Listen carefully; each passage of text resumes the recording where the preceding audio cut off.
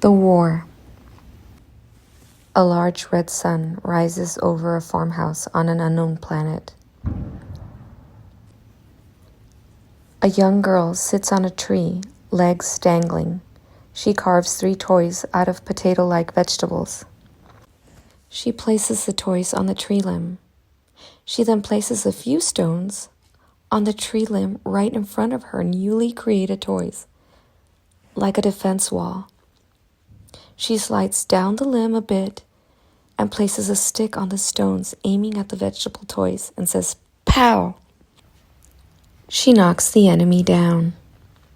She jumps off the tree, her stick gun falling on the grass. She looks at the horizon and notices zeppelins appearing in the sky. She walks closer to them. We see her dark silhouette against an enormous red sun. More zeppelins dot the skyline. A hand pulls her out from the side, and a voice says, "Get inside, sailor, quickly," as he pulls her in the house. She looks up at him from the door. "I left my gun outside, Papa." "You can get your gun later," he says. Sailor walks up to the screen door. She continues to look up. Her father comes up behind her. He crouches next to her. "There are more of them now," he says. At dinner, Sailor and her father eat koisami, small green meatballs made of fish, a popular staple where they live. "How are they?" her father asks. Sailor looks up at him smiling with a meatball in her mouth. "I know how much you like koisami," he says. She says. She looks at his plate. He only has some greens. She removes the 2 remaining meatballs from hers and gives them to him. He puts his hand up. "No, those are yours." "But I'm full." "Now I know better than that." "Go on, Papa. Take one. It'll make mine taste better if you do." He smiles. "Okay, but just one." She sets it on his plate. He looks at her, concerned. That night, father and daughter go to sleep. A loud bullhorn sound pierces the silence. The man gets up in bed. Startled, he runs to his daughter's room, but she's not in her bed. She's downstairs, looking out of the screen door. There are people outside. They are military personnel and town officials. Father and daughter walk out. A soldier approaches them. "Hello, Mr. Chase. I'm here representing the Federation government. We need all hands on deck. We're asking you to fulfill your duty and join the war. Help us fight our enemy and ensure a safe future for yourself and," points at Sailor, "your daughter there." "But I'm the only parent she's got," Mr. Chase says. "We've made arrangements for that. We will take her to your sister-in-law's in DeSoto." A social worker extends her arms to Sailor. "Come here, honey." Sailor turns to her father, clutches him tightly. "It's okay, hon. It'll just be for a little while." They pull her away. "No, he needs me. He needs me. I have to take care of him. Send me. I can fight. I can fight." "For God's sakes, let me give her a proper hug," Mr. Chase says. They let her go. She runs to him. "I love you, Dad. I love you so much." "I love you too. Now I'll be by to pick you up at your aunt's before you know it." She looks down, nods. He looks at her. "Okay?" She looks up at him.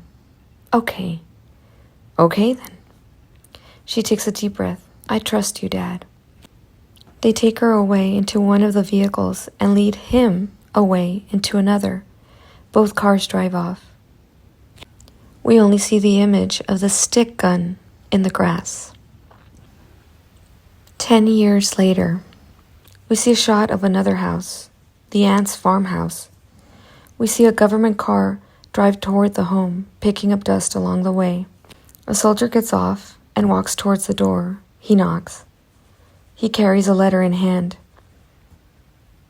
The soldier's behind a wrought iron screen door. He removes his hat. Sailor's aunt opens the door. "I know what this is about," she says. He hands her the letter. "How?" she asks. She holds up her hand. "Never mind." Don't tell me how. Bravely, he says. I'm sorry for your loss. He puts his hat back on and walks away. The screen pans back further. We see the silhouette of another person, a young woman standing a few feet behind the ant. It's Sailor. The ant turns around. She holds a letter in her hand, turning it over tightly. She looks at her niece with strained eyes. She breaks down crying. Sailor runs to her. Both women hold each other as they sob on the floor. The next day, at the breakfast table, Sailor looks at her aunt. Her aunt says, I know what you're going to say. I have to. Where's the recruiting taking place? I've been corresponding with a few officers for a couple of months now. I just need to sign the paperwork. The aunt clanks a spoon against her plate. She starts to cry. What am I going to do without you? Sailor comforts her. I'll be back after my tour. I can do this. Her aunt looks at her. I know you can. 6 months later. We see Sailor with her hair tied back in a ponytail, performing training in snowy conditions. She salutes as the flag of the Republic waves behind her. A sergeant addresses several privates. Tomorrow we will be sending you to the stars. We see the same intense stare Sailor had as a child shooting toys. She smiles proudly.